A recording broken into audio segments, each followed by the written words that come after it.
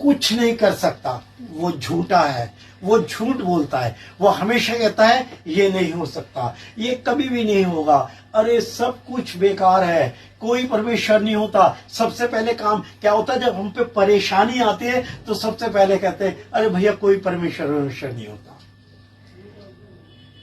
मगर जिसने ये बात बोली कोई परमेश्वर नहीं होता, परमेश्वर ने उसका नाम जड़ से मिटा दिया। आमीन, हालेलुया। एक तीन मतलब कहना विश्व का 3 हिस्सा उस राजा के पास था, और जब उसके दास ने जाके बोला कि मेरे लोग को छोड़ दे, ये जाके ये वो परमेश्वर को प्रार्थना करेंगे, बलि चढ़ाएंगे और भेंट चढ़ाएंगे, मगर क्या उसने कहा कौन परमेश्वर, मैं नहीं जानता। परमेश्वर ने उसको ना एक्सेप्ट करा चैलेंज को, और उसे दिखाया कि देख तू राजा है ना, तो मैं राजाओं का राजा हूं। और परमेश्वर ने 20 समंदर में उसका नरसिंह किया है, उसकी पूरी सेना खत्म कर दी। वो परमेश्वर है। इसलिए अपने आप को संपूर्ण रूप से, मैं हमेशा ये बात बोलता हूँ, मनुष्य से नहीं हो सकता मगर परमेश्वर से हो सकता है। जब हमसे कुछ ना हो ना, फिर आराम से हाथ जोड़ के उसके हाथ में सारा सामान दे, अपनी सारी परेशानियां दे, और चादर तान के आराम से सोएं, और इस बात का विश्वास करें कि अब मेरा काम परमेश्वर करेगा। आमीन, हालेलुया। जब हम उसकी तरफ ताकते हैं तो वो क्या कह रहा है, मैं तुम्हें कभी शर्मिंदा नहीं होने दूंगा। कभी कभी हमें ऐसी परीक्षाएं पड़ जाते हैं जो किसी को बताने की भी नहीं होती, और अगर किसी को पता चल जाए ना तो वो कहता नहीं इनके साथ तो ऐसे ही होना चाहिए था।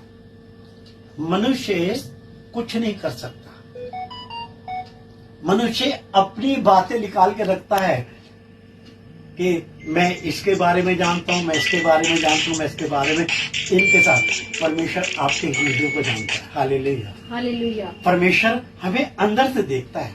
हालेलुया।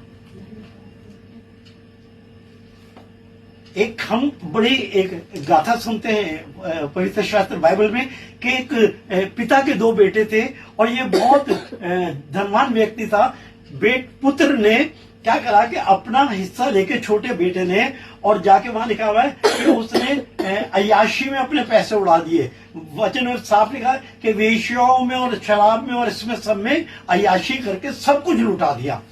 अब ये जो बालक था ये क्या करा, अब जब सब कुछ खत्म हो गया तो दोस्त भी चले गए, सब कुछ, क्योंकि जब तक बज रहे थे और खिला पिला रहा तो सब साथ थे। जब ये सब चले गए तो अब ने कहा यार मैं रोटी कैसे खाऊंगा।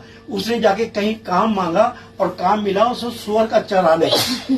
ये व्यक्ति धनवान व्यक्ति, इसके मतलब इस बेटे को काम मिला है सुअर चराने का, और जो फली सुअर खाती थी वो फली ये खुद खाता था। थोड़े दिन बाद उसे होश आया कि मेरे पिता के पास तो इतने नौकर चाकर हैं और मैं किस दशा में पड़ा हूं। वो जैसा था वैसे ही उठा और रास्ते में चलता हुआ अपने आप से बात कर रहा है। जब हम बहुत परेशानी में होते हैं ना तो हम अपने आप से बात करते होते हैं। जब झंझटें ज्यादा हो जाती है, और झंझट ऐसी हो कि किसी को कह भी नहीं सकते, समझ रहे, कितनी बार झंझट ऐसी होती है कि हम किसी को कह नहीं सकते। और जब हम ये जाके सारी बात बोलते हैं तो किससे बोल रहे हैं, अपने आप बात कर रहे हैं।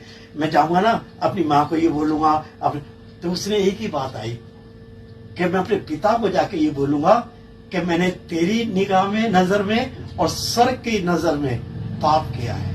हालेलुया, धन्यवाद। जब हम संकट में होते हैं, हम परीक्षा में होते हैं, हम सबसे पहले माफी मांगे कि मुझसे कोई पाप तो नहीं हो गया, हालेलुया, मुझसे कोई पाप तो नहीं हो गया है, परमेश्वर मुझे माफ करना।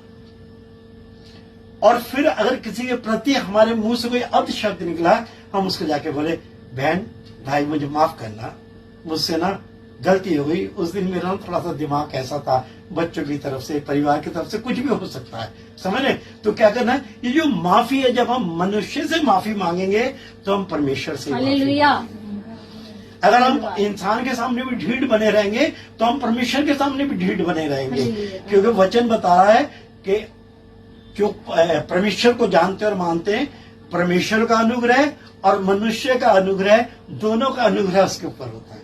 कभी होता ना, हमारे बड़े अच्छे मित्र, हमारे बड़े अच्छे रिश्तेदार, हमारे बड़े अच्छे वो जानते क्यों होते? क्योंकि परमेश्वर का अनुग्रह हम पे बना हुआ है। इसलिए क्या है, मनुष्य का अनुग्रह भी हम पे बना हुआ है।